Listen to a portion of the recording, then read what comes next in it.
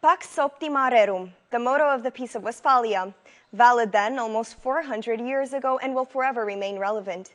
Peace is the highest good, and that is what should join all of us in trying to work for a world that is more just and more peaceful than today. The global post-pandemic picture is grim.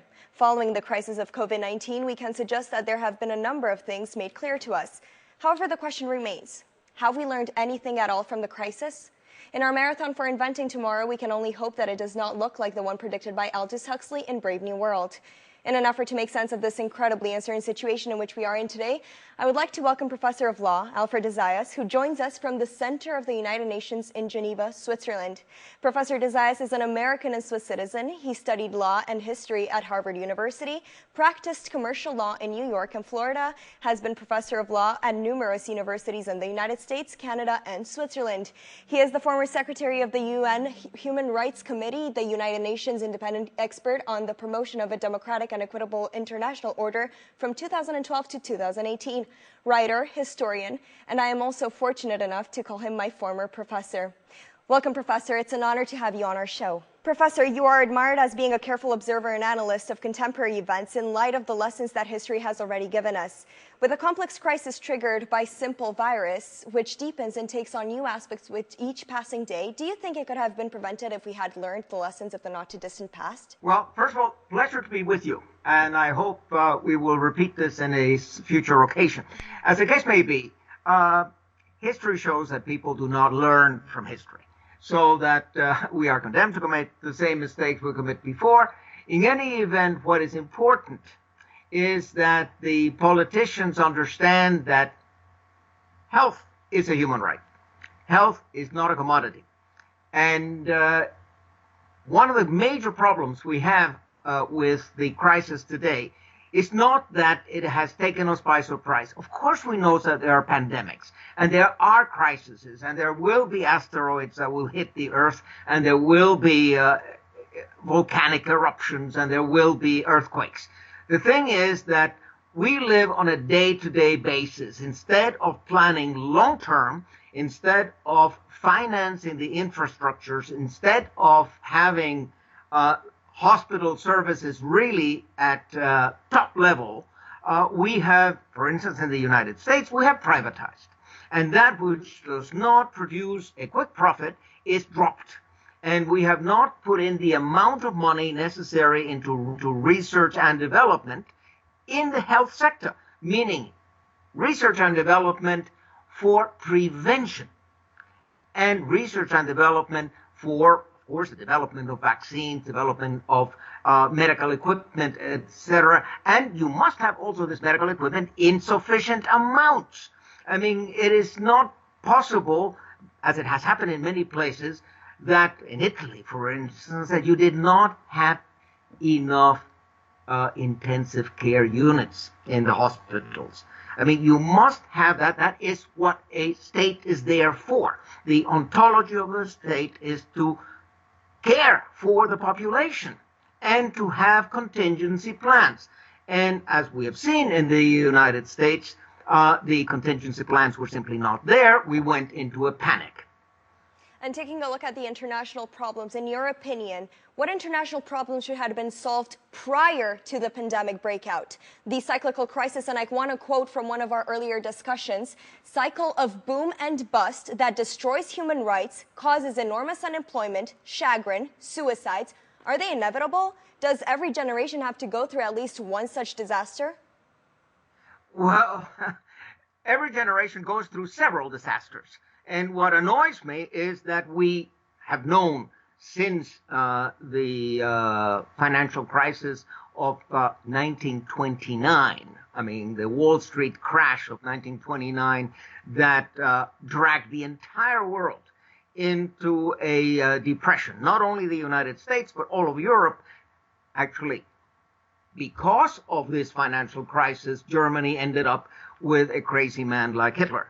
So, I mean, he would have had no chance at all in the Weimar Republic if the economy had functioned. But he came and he offered, Arbeit und Brot, and people fell for it. So you're going to have a Pied Piper coming every time you have a crisis of this nature. But what I think it's necessary is regulation. Regulation of securities, internal trading, and all the regulations that were put in place by Franklin Delano Roosevelt, and then subsequently by other American presidents like Eisenhower, etc. Those started being demolished or dismantled by Ronald Reagan. And the kind of deregulation of the markets led directly to the financial crisis in Asia in the 1990s, and then ultimately the meltdown of 2007, 2008. And now, of course, because of the globalization and everything is interlinked, you have a problem like COVID-19. You have lockdowns and industries having to close. That is going to cause enormous unemployment, has already caused enormous unemployment, but we must be prepared for such things. And what we don't have is international solidarity. The special rapporteur on the right to international solidarity produced a very good document back in 2017, which is the Declaration on the Right to International Solidarity. It was never adopted by the General Assembly. Now, a number of my colleagues have called for the adoption of this declaration, which is not even a treaty, it's a declaration, but at least as a guideline that states realize that in situations like this, they have to join together. They have to work together. And of course, there are countries like my country, the United States of America, that believes in its exceptionalism and believes in unilateralism. So the United States does not like the idea of multilateral agreements, so it breaks one agreement after another. It denounces one treaty after another. And now, of course, it scapegoats the World Health Organization. Now, the World Health Organization was established there, and the international health regulations of 2005, which are pretty good, were established there, Article 44, to promote international cooperation.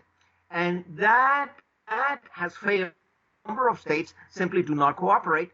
Article 44 is systematically violated by the United States, in particular with its maximum pressure sanctions that it has against Venezuela and Cuba and Iran, etc., etc. That has directly caused an increase, a surge in deaths in these countries. And that is something I believe that the International Court of Justice should address by means of an advisory opinion, finally saying economic sanctions of this nature constitute a crime against humanity. Sanctions kill. Mm-hmm. So you had another question, I think. Yes.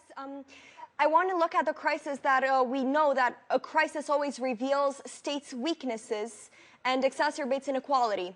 Are there positive aspects such as inventing tomorrow's social, economic, political, or opportunities generated by crisis? Are they available for everyone or just for the pre-crisis leader in each field? Well, I'm an optimist, and I do think that a crisis does provide opportunities to show our inventiveness. 2,000 years ago, the Roman philosopher Seneca already said, calamitas virtutis occasio. So a calamity, a catastrophe, is an opportunity to demonstrate your courage. That is something that, you see it, any number of academics have come forward with positive, constructive ideas. And as I say, this is an occasion that we should not waste. I have called upon the Secretary General, Antonio Guterres, and on the High Commissioner for Human Rights, Michelle Bachelet, to convene a world conference on post-COVID recovery. Such a conference could lead, of course, to the adoption of the Declaration on the Right to International Solidarity, but to some concrete steps to enhance the kind of cooperation that we already have, and to strengthen the financing of the World Health Organization, of the International Organization for Migration, of the United Nations High Commissioner for Refugees, United Nations High Commissioner for Human Rights, etc., etc. This is an occasion that we must not waste. Under no conditions should we go back to business as usual. We should not pick up where we left off, because what we left was dysfunctional. We have a dysfunctional globalized system that has to be changed, and this is the moment to do it. Professor, thank you very much. Your point of view and the approach of current events through the prism of history make the interview with you that much more captivating. With your approval, we would be honored to have future interviews with you, and why not even welcome you in our studio in Romania. Professor. Glad to hear it. I mean, it's easy and simple, and your questions were perfect. As I say, I was really honored to have you as one of my students. I remember fondly Bucharest. I was there on official United Nations mission back in 1991 and 1992. Yes, you told me. Yes. And an occasion to get back to Romania is welcome. There's plenty of monasteries that I want to say that I didn't get around to visit. Of course, your wife and yourself are very welcome here, and for sure we will show you around. Looking forward to it. Thank you so much. Very well. It'll be my pleasure, and hopefully one day also in Bucharest with you. Yes, Thank you. Thank you. Thank you very much.